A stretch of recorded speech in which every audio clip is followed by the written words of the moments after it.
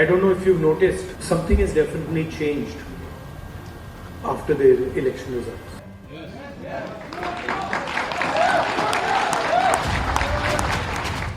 4 जून 2024 के बाद भारत की सियासत में बहुत कुछ बदल गया है। डर निकल गया, डर नहीं लगता। संसद के समीकरण बदल गए, विपक्ष को नेता प्रतिपक्ष मिल गया। 6 in chest, direct connection with God, that's all gone. It's history now. और टी शर्ट और जींस पैंट में विदेशों की यात्रा करने वाले राहुल गांधी भी बदल गए। जी हाँ, अमेरिका की धरती पर हाथ में कलावा, कुर्ता पजामा और सबरी पहने कभी नहीं दिखे और न ही पहले कॉन्फिडेंस के साथ बात करते नजर आए। बीजेपी ने कितना, मोदी जी ने कितना डर फैलाया, एजेंसीज का दबाव, मीडिया का दबाव, इनकम टैक्स डिपार्टमेंट, छोटे बिजनेसेस पे, मीडियम साइज बिजनेसेस पे, और एक सेकंड में सब गायब हो गया, सब गायब हो गया। पहली बार अमेरिका की धरती से राहुल गांधी पीएम मोदी पर हमला कर रहे थे। उनमें अलग ही जोश दिखाई दे रहा था। राहुल भारतीयों के बीच ये संदेश देना चाहते थे कि 56 इंच के जुमले का अब कोई असर नहीं होता। अजीब सी बात है, मतलब सालों लगे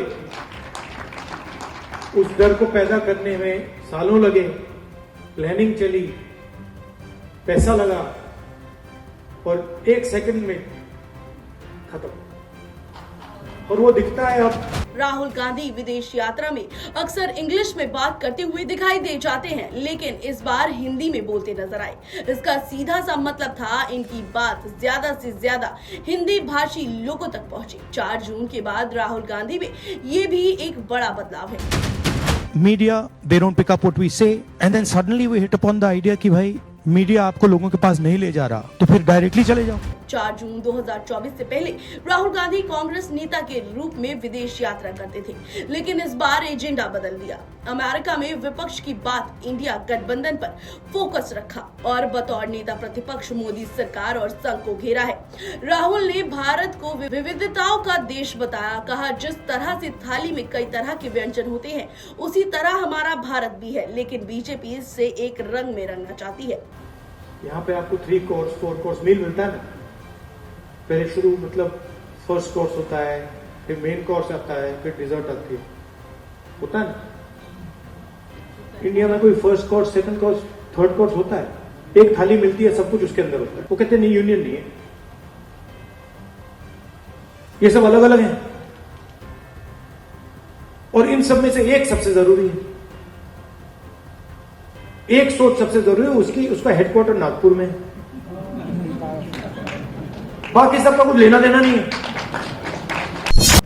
तो आइए देखते हैं क्या है पूरा मामला। I don't think the BJP, in a fair election, they were nowhere near 240 seats. No way. I mean, I'd be surprised if they had a financial, huge financial advantage. They had locked our bank accounts for one, but huge war chest. The election commission was doing what they wanted. I mean, the entire campaign was structured so Mr. Modi could, do his thing across the country. States where they were weak were designed differently than states where they were strong. So I don't view it as a free election at all. I view it as a rather controlled. देश के बाहर कांग्रेस और BJP नहीं होती, देश के अंदर हम मुद्दों पे लड़ सकते हैं, लेकिन देश के बाहर केवल भारत होता है। लेकिन लगातार राहुल गांधी जी देश की छवि खराब करने की कोशिश कर रहे हैं, और देश की छवि खराब करने की कोशिश देशद्रोह जैसी सीमा में ही आता है। देश की बातें नहीं करती, दुनिया में जो देश है उनकी तुलना में भारत की क्या प्रगति हो रही है उसके बारे में कभी चर्चा नहीं करते।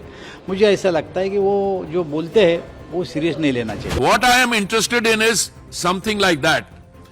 उनके इंस्पिरेशन जो है वो कहते हैं कि India is not one nation और आइडेंटिटी। वो को जो नॉर्थ से आते हैं वो कहां से आते हैं? वो अफगानिस्तान से आते हैं। जो नॉर्थ ईस्ट वाले होते हैं वो चाइनीज होते हैं।